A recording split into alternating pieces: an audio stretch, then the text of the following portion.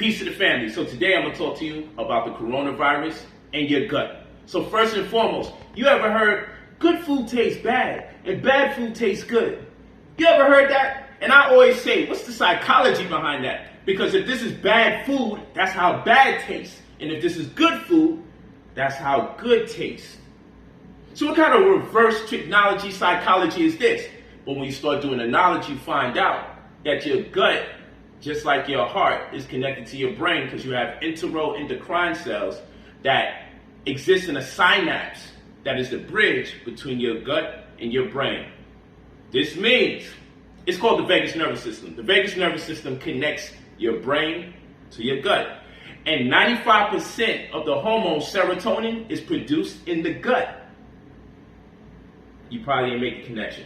So serotonin is a hormone. Hormones mean instructions. It gives instructions. So serotonin gives instructions to the body to be happy. Serotonin gives instructions for you to be in a certain mood, a more pleasant mood, a more consistent mood, not negativity, positivity. So you have good bacteria and bad bacteria in the gut. And because the gut is connected to your brain, and 95% of the hormone or the instruction for mood is produced inside of the gut, if you breed a colony of bad bacteria, what does bad bacteria like? White flour, white sugar, white potato, white salt, refined foods, alcohol. Bad bacteria is giving birth under those conditions. They love that food. In fact, they send messages to your brain. We love it. Give us more. That's what it does.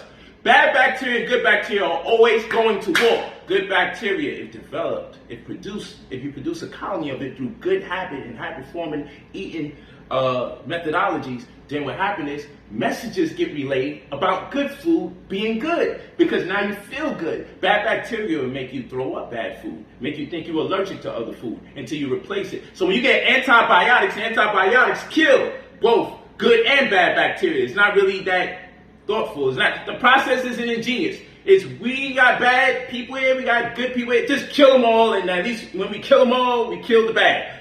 That's what goes on with antibiotics. It kills good and bad bacteria. It's the problem. Now that we resolved this, now we know why good food tastes bad and bad food tastes good. You're being manipulated by the bad bacteria in your gut.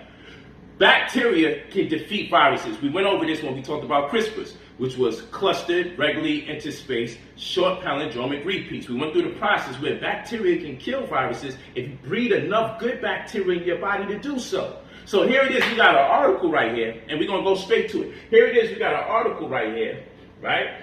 From CBS News, it says almost half of coronavirus victims have digestive symptoms. Studies find. Don't want to burn too much time. Read up on it. Then we have here, how bacteria in the gut help fight off viruses. Type the same thing in the search engine, and you'll find the article. Here you got right here, you've got a trillion friends in low places. Bacteria in the gut may protect against viruses by signaling their presence to your immune system. How about that? Now let's go over here. So now we also find, yo, woo-woo, they over here. That's what bacteria does. It lets the immune system know there's viruses in the building. Man up. But if you don't got enough good bacteria because you got all these antibacterial soaps and you're disinfecting the whole place, killing all the good bacteria because antibacterial products kill good bacteria too. So you can't afford to be killing all the good bacteria because there'll be none left to send a signal or transmit a message to the rest of the immune system to say, hey, what's up? Okay? And you won't have enough to defeat a virus to get intel about how to defeat the virus. So, I got lemons here, not to eat, but to clean your hands. Because lemons are antibacterial. But guess what? It doesn't kill much of the good bacteria. Lemons target the bad bacteria. So clean your hands with this and save you some money. We'll use key limes. Key limes, you're going to use this to drink. Yes, lemons and limes are acidic. They're citrus fruits. But the thing about citrus fruits, they're acidic on the outside, but they become alkaline on the inside. And it's hard for microbes, germs, bacteria, viruses to be able to thrive in alkaline environments. You want to have a pH of 7 or more. Hint, hint, the water, right? You want to have a pH of 7 or more, alkaline water. Okay? And this makes it hard for them to thrive. So lemons on the outside, key lime on the inside. This is way higher in vitamin C. Vitamins C is used to kill viruses. You need D3 that you get from the sun. Vitamin D3 is produced when you get sun exposure. They give you a food pyramid, never built a pyramid in their life, and they tell you eggs, milk, and cheese. Okay, this is insane. The Illuminati even got it right because they put a sun at the top of the pyramid. You want this because if you go out there to get vitamin D3, which is used to also absorb vitamin C, okay, which is important, and you also need magnesium to absorb vitamin C. Then what happens? What happens? Well, I will tell you this. When you go out to get that sun, you're going to mess around. And you get damaged skin and all sorts of stuff. But you want to take some mango. You want to have your cake and eat it too. So first and foremost, this has lutein in it. Lutein is a chemical that helps protect you while you're getting your sunlight. So you get the mango there. But you want to have your cake and eat it too. All that means is you're getting vitamin C, vitamin A, vitamin K, and vitamin E all in one. That's what having your cake and eat it too means in my world. I had to create mnemonic devices so I can remember what's going on here. You want the tryptophan that's in chickpeas because if you get the tryptophan that's in chickpeas, it converts into serotonin, which is the hormone that deals with mood and also helps you to go to sleep. If you get REM sleep, then the endocrine system can now help you regulate the hormones that's used to boost your immunity when the next day comes, if it sensed there's some invaders coming around. Okay, so you need good bacteria. So we got these products here for good bacteria. You go over there, put good bacteria back in your body. If you had antibiotics, replace the good bacteria that got murdered, put it back in your body with these good bacteria. This is coconut kefir, so that's BioK. This is how it looks.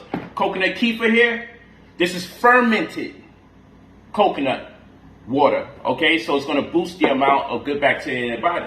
But you don't want to just boost the amount of good bacteria in your body. You got to know how to feed the good bacteria. So you need insoluble fiber or non-digestible fiber or something they call inulin. So you're going to use the avocado. I left my freaking avocado, but they're high in antioxidant flavonoids and high in antibacterial flavonoids, but more importantly, they also have inulin in it, which is a fiber that doesn't get digested, so it sits there in the small intestine, then it gets fermented in the small intestine, then the good bacteria eat it, and then they start relaying signals to you about getting hungry for food that's better. But aside from insoluble fiber, which is also in black mission figs, which is also good for the womb, especially if you have what? Fibroids. Eat 5 to 7 of these a day. It helps shrink your fibroids and get rid of it. You also have prunes. This also has the right type of fiber in there. Okay, so you got black mission figs and prunes. But you also want resistant starch.